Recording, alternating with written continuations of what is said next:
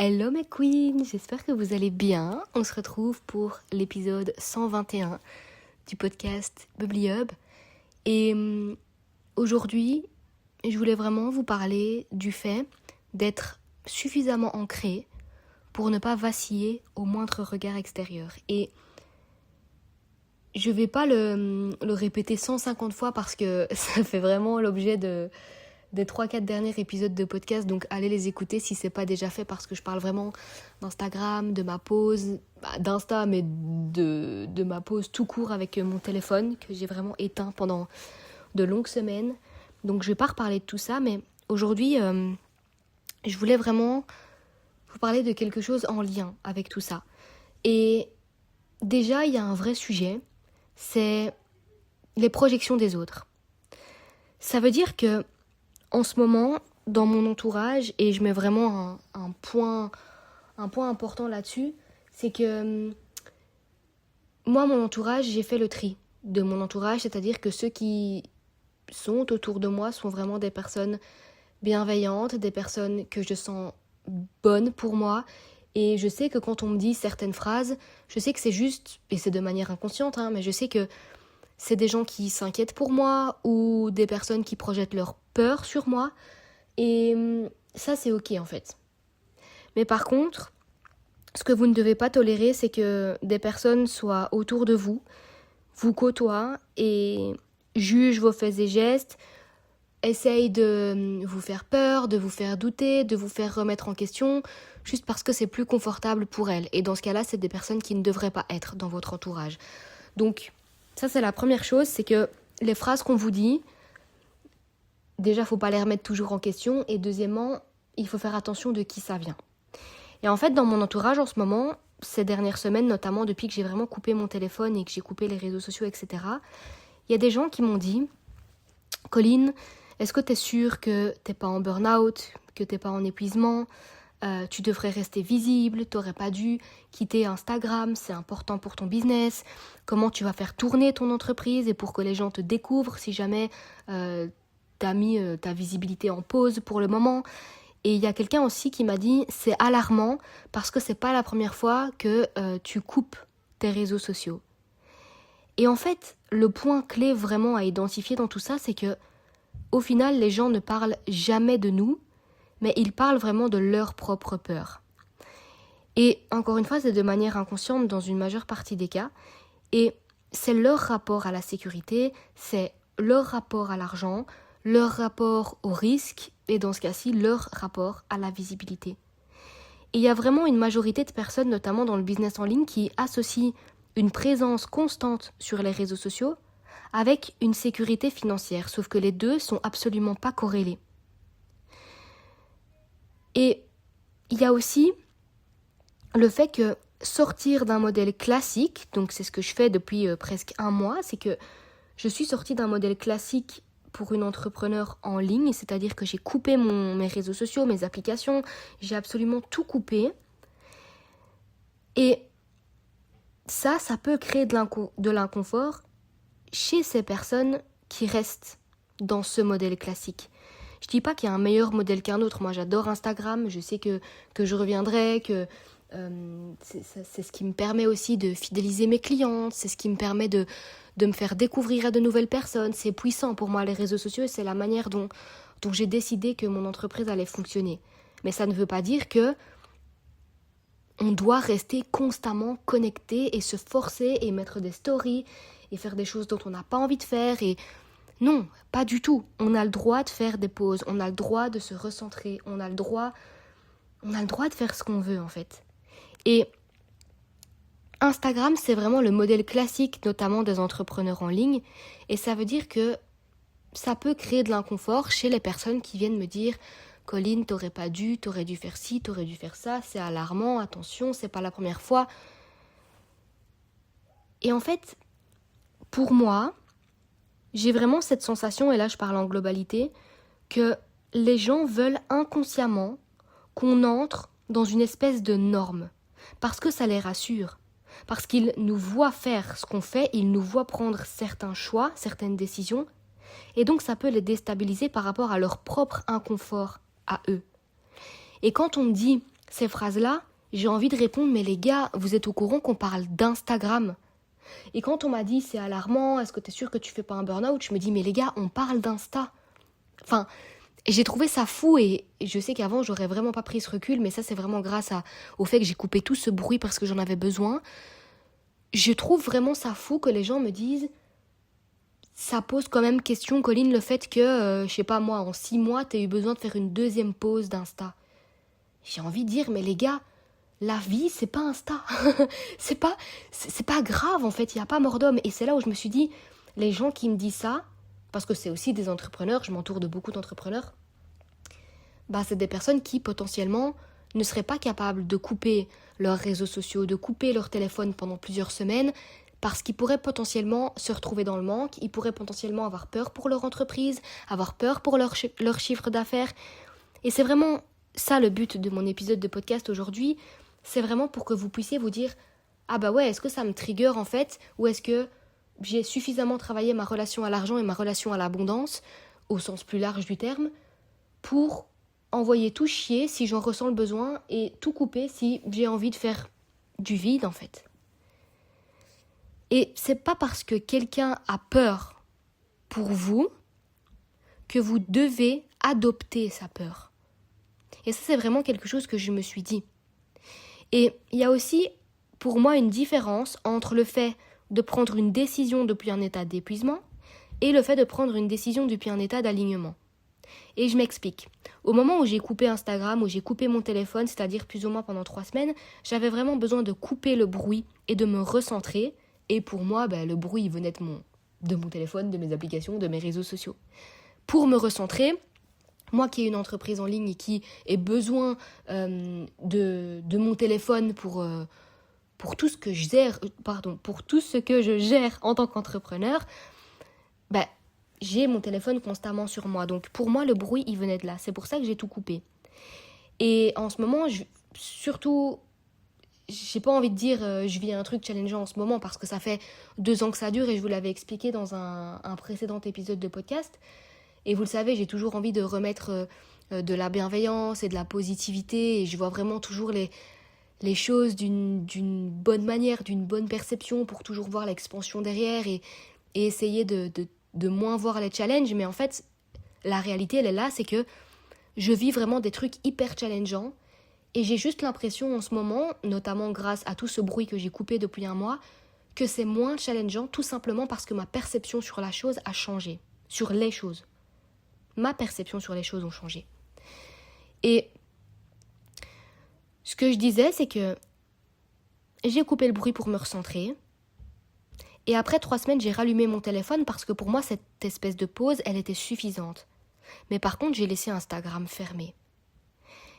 Et ça, c'est plus depuis l'épuisement. Ça, c'est depuis l'alignement. Donc dans ce que je vis depuis 1 mois par rapport aux réseaux sociaux et à mon téléphone que j'ai coupé, il y a eu une première phase qui était un peu, je vais pas dire un état d'épuisement parce que je ne me considère pas du tout en tant que meuf qui est épuisée de son entreprise ou de ses tâches, etc. Parce que je travaille 1 à 2 heures par jour et très honnêtement, j'ai jamais eu une vie aussi incroyable que maintenant parce que j'ai vraiment ce sentiment que mon entreprise me soutient. Mais il y a eu des étapes avant ça, évidemment, ça m'est pas tombé dessus du jour au lendemain. Il y a eu des réajustements et vous le savez, une vie c'est toujours comme ça, on réajuste. Et surtout on grandit, on mûrit et voilà. Bref, mais au début j'avais vraiment besoin de couper ce bruit pour intégrer ce qui m'arrivait en tant qu'expérience et challenge dans ma vie. Et donc c'était un peu depuis un état, pas d'épuisement, mais il fallait que je coupe le bruit. Il fallait que je le coupe très très vite, ce bruit-là. Et puis après 3 semaines, j'ai vraiment pris cette décision de ne pas revenir sur Instagram notamment, mais sur tous les autres réseaux sociaux, j'ai envie de dire, depuis un état d'alignement. Et là, je me sens vraiment alignée à 100% avec le fait que être sur mon téléphone autant qu'avant ne m'intéresse plus. Être sur Instagram, être sur TikTok et créer du contenu, tout ça ne m'intéresse plus pour le moment, je dis bien. Et ce que je veux vous faire comprendre, c'est que c'est pas parce qu'une décision réduit temporairement notre chiffre d'affaires qu'elle est mauvaise. Parce que pour moi, pour le moment, avec l'entreprise que j'ai en ligne, en tout cas, mon entreprise Bubbly Girls Designer qui est principalement sur Instagram, en tout cas, je me sers de cette plateforme parce que c'est un choix pour me faire connaître, pour vendre, pour fidéliser mes clientes, etc., pour qu'elles puissent apprendre à me connaître davantage. Comme je l'ai coupée et qu'en plus de ça, j'ai supprimé mon contenu de mon feed actuel, eh ben, mon chiffre d'affaires avec Bubbly Girl Designer ces 3 dernières semaines a diminué. Forcément. Mais j'ai d'autres choses à vous dire à propos de ça. Je répète, c'est pas parce qu'une décision réduit temporairement votre chiffre d'affaires qu'elle est mauvaise. Il y a beaucoup de personnes qui confondent des mouvements stratégiques, des réalignements identitaires avec des burn-out. En fait, c'est vraiment des choses bien différentes. Et quand on est ancré, on ne cherche pas à être rassuré. Et je sais que ça dérange certaines personnes qui doutent encore d'elles-mêmes. Et voilà pourquoi moi je dis toujours de s'écouter soi, d'être la plus consciente possible de ses émotions, de ses ressentis, de ses agissements, de ses déclenchements pour réajuster.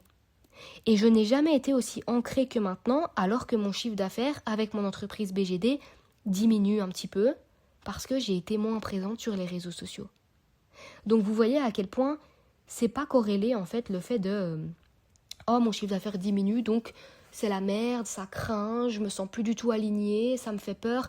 Pour certaines personnes, c'est corrélé parce qu'elles n'ont pas fait ce travail. Et c'est pour ça que je fais cet épisode de podcast aussi. Si ça peut provoquer des déclics, vraiment, je suis là pour ça et j'expérimente pour vous. Mais il n'y a pas à corréler tout ça en fait. Et là-dedans, pour moi, il y a vraiment une maturité entrepreneuriale à prendre en compte, notamment dans le fait de supporter l'inconfort, de soutenir l'inconfort. Et la plupart des entrepreneurs veulent vraiment croître, gagner toujours plus, être toujours plus libre.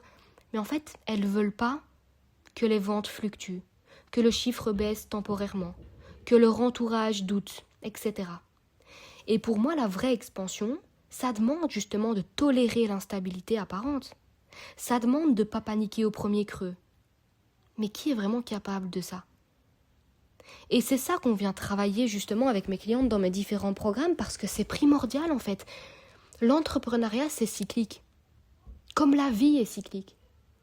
Donc moi, je dis toujours à mes clientes, si jamais vous vous sentez mal quand vous avez moins de chiffre d'affaires, quand vous avez moins de clientes, quand ça ne se passe pas comme vous voulez, quand vous avez moins de visibilité, moins d'opportunités, si jamais vous vous sentez mal là-dedans, alors c'est que vous n'avez pas suffisamment fait ce travail à l'intérieur de vous pour soutenir l'inconfort et pour vous sentir absolument en joie, absolument avec la même bonne humeur, absolument avec le même alignement que quand les choses vont très bien.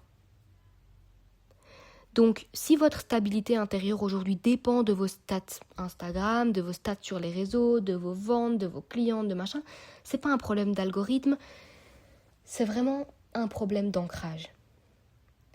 Et quand notre business dépend d'une seule plateforme, on est énergétiquement en dépendance. Sauf si on s'en rend compte et qu'on est consciente de ça. Et il y a vraiment une différence entre créer depuis la peur de perdre vs créer depuis la souveraineté. Parce que ce que vous devez comprendre, et c'est ce que j'ai compris aussi au fur et à mesure du travail que je faisais sur moi, toujours plus en profondeur, c'est que l'abondance et l'argent et tout ce que vous voulez n'est pas attaché à un outil. C'est pas parce que je suis moins présente sur les réseaux sociaux depuis 1 mois que mon entreprise va s'effondrer et j'ai tellement pas eu peur de ça que j'ai pris cette décision. Si j'avais vraiment eu peur de faire moins d'argent, si ça m'avait mis dans un inconfort, j'aurais pas quitté les réseaux sociaux, j'aurais continué à forcer. D'où le travail que j'ai fait sur moi et d'où le travail que je fais avec mes clientes. Pour moi, l'argent répond vraiment à l'identité et pas à l'application, pas au besoin de faire, au besoin de forcer quoi que ce soit. Donc oui, j'en reviens à ce que je disais tout à l'heure, pendant 3 semaines, mon chiffre d'affaires a diminué avec Bubbly Girl Designer. Parce que mon entreprise n'est plus sur les réseaux sociaux. Et que, comme je l'ai dit, j'ai en plus vidé tout mon feed principal. Donc les gens, quand ils atterrissent sur mon compte Instagram, ils voient plus rien. Parce que mon feed, il est vraiment dans le feed des réels, si je peux dire ça comme ça. Donc on pourrait dire que je me suis mis une balle dans le pied en plus. Mais si vous saviez à quel point je m'en fous. Et je vais vous expliquer pourquoi. Mon abondance, mon argent a augmenté ailleurs. J'ai eu des mails avec des propositions, je vais y arriver, de collaboration. Des opportunités ça va aller, Colline. Des opportunités qui sont venues d'ailleurs, que via d'Insta. L'argent qui est venu d'ailleurs. L'abondance circule autrement. Et ce point, il est hyper puissant parce que ça casse la croyance que si je suis pas visible, si je suis pas sur Insta, je disparais et je fais pas d'argent. Encore une fois, comme je le disais tout à l'heure, c'est pas corrélé, c'est faux. Cette croyance, elle devient vraie uniquement si elle fait partie de votre système de croyance, encore une fois. Mais quand vous travaillez vraiment sur vous, vous n'avez plus besoin d'être comprise, vous n'avez plus besoin d'être validée par les autres, vous n'avez plus besoin que votre entourage pense que vous faites le bon choix. Et quand ils vous disent « t'aurais plutôt dû faire ça, t'aurais pas dû faire ça », vous savez juste que vous êtes ancré et vous en avez rien à cale en fait de ce qui se dit à l'extérieur.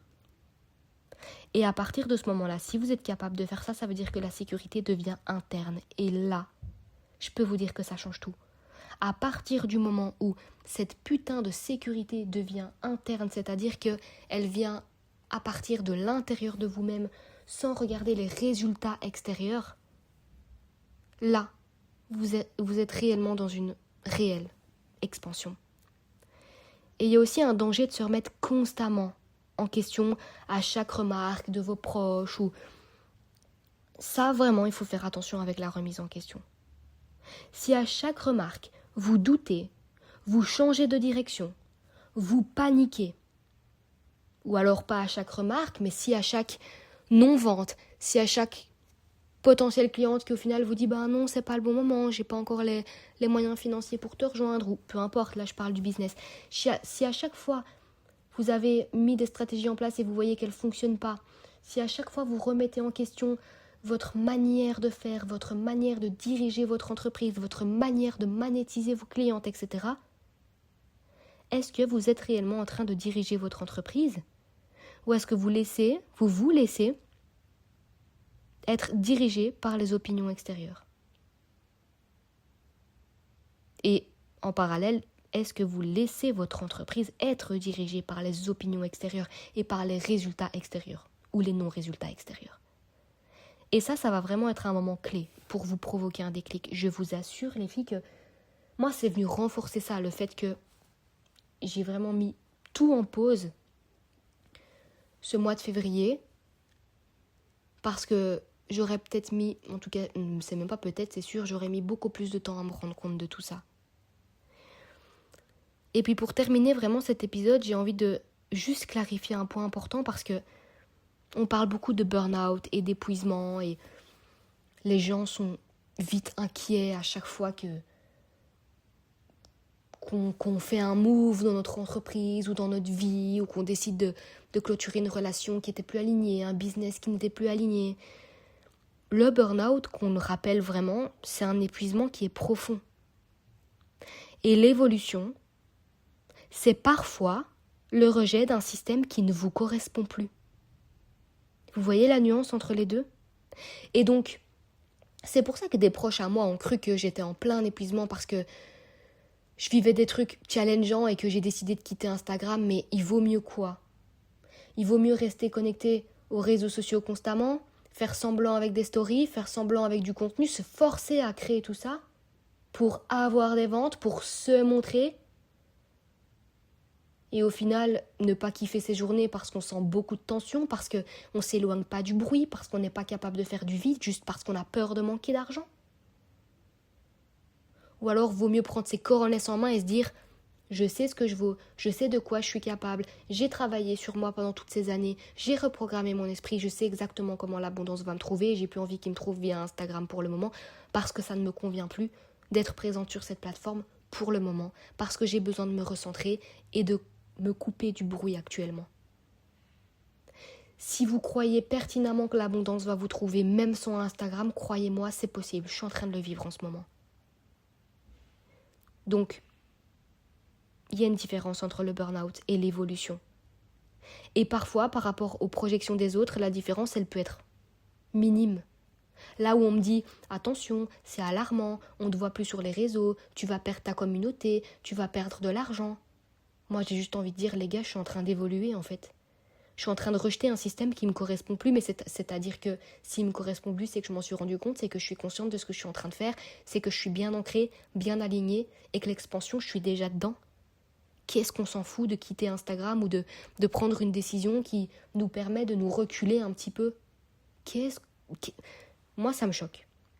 Vraiment, ça me choque quand les gens pensent que quand on quitte les réseaux sociaux, c'est que ça va pas.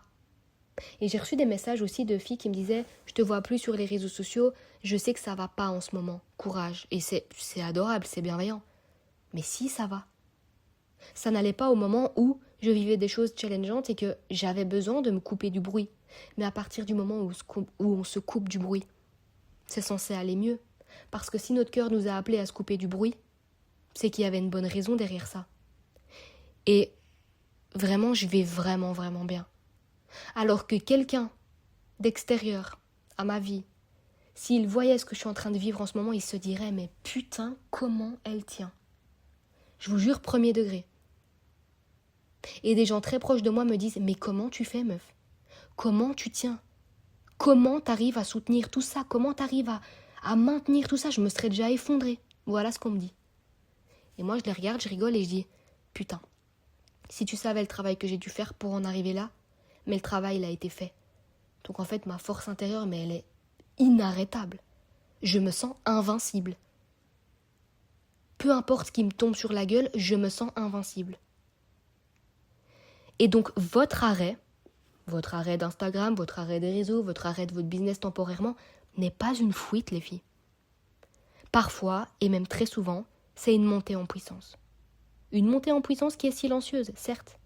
Une montée en puissance qui est invisible, certes. Mais qui est incroyablement expansive. Et je le répète, beaucoup de gens auraient peur de devoir tout couper comme moi je l'ai fait.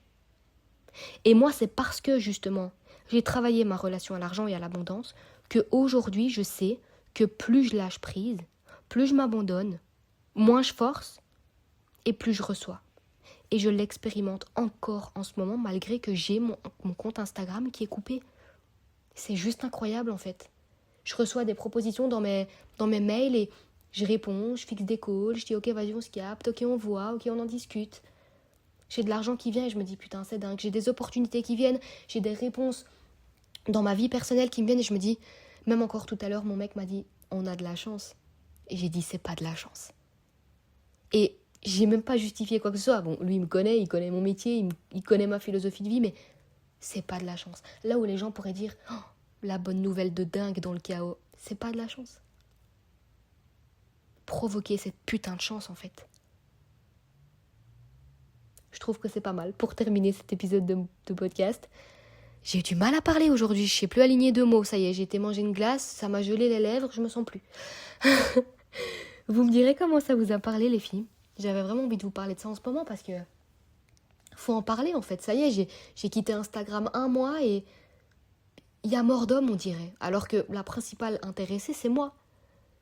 Mon business, c'est le mien. Mon compte en banque, c'est le mien. Donc si moi je suis pas inquiète, pourquoi les autres s'inquiètent pour moi ? Et c'est là où je dis, ils projettent potentiellement leur propre peur sur ce que je vis en ce moment parce que peut-être que eux, s'ils faisaient ce que moi j'ai fait, c'est-à-dire tout couper, peut-être qu'ils n'assumeraient pas le fait de voir leur chiffre d'affaires baisser ou j'en sais rien. Mais ne laissez absolument pas la peur des autres vous paralyser. Si vous êtes intimement convaincu et bien ancré dans ce que vous êtes en train de faire et convaincu que ce que vous faites, c'est une très bonne chose pour vous, mais allez-y franco en fait. Je vous fais des gros bisous et on se retrouve très vite pour un prochain épisode de Bubbly Hub.